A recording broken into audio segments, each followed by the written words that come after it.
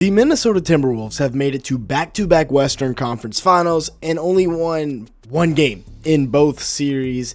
And this is the year I think they can finally get over the hump. This team is absolutely stacked with Anthony Edwards heading into his age 24 season with something to prove. He's turned into one of the best three-level scorers in the league. But if one of Jaden McDaniels, Naz Reid, Terrence Shannon Jr., or Rob Dillingham, any of these four, if they take a step forward or a massive leap forward, then look out for this Wolves squad.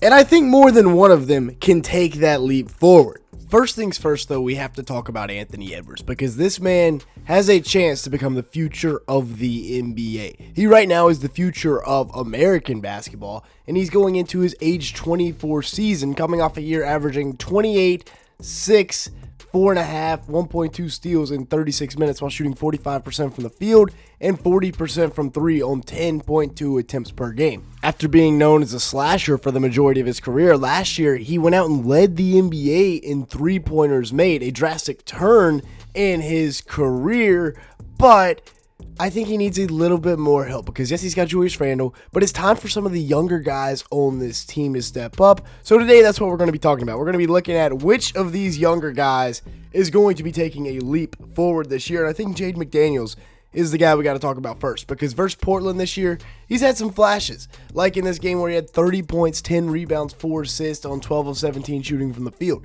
If he can just stay consistent, then the Wolves will be that much better because he is really a big-time wing that can score it when he's hot. He's obviously a fantastic defender. And then he also had this game against the Lakers in the playoffs where he dropped 30 and 5 in a dub in what was a huge game 3 for the Wolves at home. Winning this would give them control of the series, and they did just that. However, for the rest of the series, he didn't do too well. He was very inconsistent. He had 2 games over 16 points and then 1 game other than that was over 7 points, right? They were 6-0 last year, including in the playoffs when he scored 25 or more points. And for a 6'10 wing with a 7-foot wingspan that honestly could be even taller because all these pictures that are surfacing of just how tall he is, he's a phenomenal defender. I think he can take a big step forward. Now, Johnny Juzang is not a guy that I think is going to be taking a huge leap forward to contribute to this team, but he is a guy that is 6'6 with a 6'11 wingspan that can help them a lot because he can shoot the 3 ball.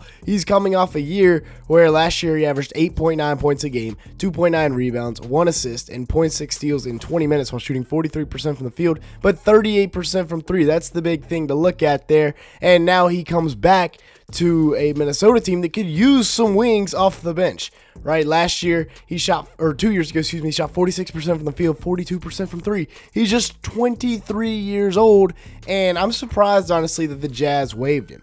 And speaking of the Utah Jazz, just because they bring in a new center does not mean that former Utah Jazz member and 4-time Defensive Player of the Year that will be turning 33 this year, Rudy Gobert, is going anywhere. He is just fine in Minnesota, and I don't think they have any intentions of getting rid of him. He's a guy that, like I said, has anchored this defense for the last couple of years. He's got 4 Defensive Player of the Years to his name, coming off a year averaging 12 and 12 with 2 blocks in 33 minutes, shot 67% from the field as well. Rudy Gobert's going nowhere. I mean, he's even getting out in passing lanes. And yes, he didn't play the best in the playoffs. But Mike Conley, Rudy Gobert, these are their veteran leaders. And veteran leaders are much more important to a team than you might think. Now, losing Nickeil Alexander-Walker does hurt. But this is where we're going to start talking about the younger guys that need to step up. Because with Nickeil leaving, there is a massive void now on the Timberwolves bench. He was the guy that could give you about 9.5 a game with 3 rebounds, a little under 3 assists in 25 minutes, shot 44% from the field, 38% from 3 on 4.5 attempts per game. And where he really made his money was last year in the Western Conference Finals, where he averaged 12 points, 3 rebounds, 3 assists, and shot 41% from the field. That was enough for the Hawks to go out and make the decision to bring in the 6'5 wing with a 6'9 wingspan that is a better defender than anything else in his game. But the Timberwolves are very well equipped to be able to replace this because they have Terrence Shannon Jr.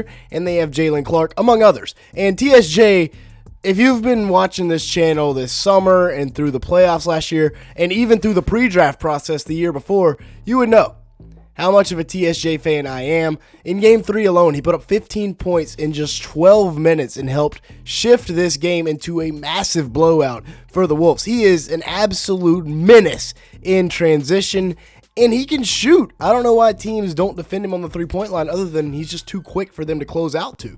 In games 3 through 5, he averaged just under 12 points in just over 12 minutes a game while shooting 53% from the field and 38% from three. The Timberwolves outscored Oklahoma City in games 3 through 5, despite the fact that they were 1-2 in those games. And last year in the regular season, TSJ played in about 32 games, and in those 32 games, he averaged 4.3 points, 1.5 rebounds, 1 assist in just 10 minutes, while shooting 48% from the field and 36% from three on 1 attempt. And, you know, it's questionable as to why Chris Finch didn't play him more, but they had guys ahead of him. They had a solid 8-9 man rotation that Chris Finch trusted, and he's not notorious for playing young guys, right?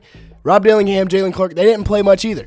But Rob Dillingham is another guy that we talked about in the open that should be a guy to step up this season. He is 6'3", maybe, on a good day, 175, and this year he's going to have a much bigger role. They gave up 2 first-round picks, a unprotected first, and then a pick swap for a guy that, as a rookie, the 8th overall pick averaged 4.5 points and 2 assists on 44% shooting from the field, 34% from three. This is a guy, they're going to try to make this investment work because they gave up a lot to get him. He played 49 games last year, which was more than the other 2 rookies. But expect for him to have a much bigger role and maybe even break into the starting lineup as the season progresses because Mike Conley was not hitting on much last year in the playoffs. And then Jalen Clark, he's not really a breakout candidate, just a guy that is going to be real solid for the Wolves this year. 6'4" with a 6'9" wingspan. He replaces what Nickeil Alexander-Walker brought to them defensively.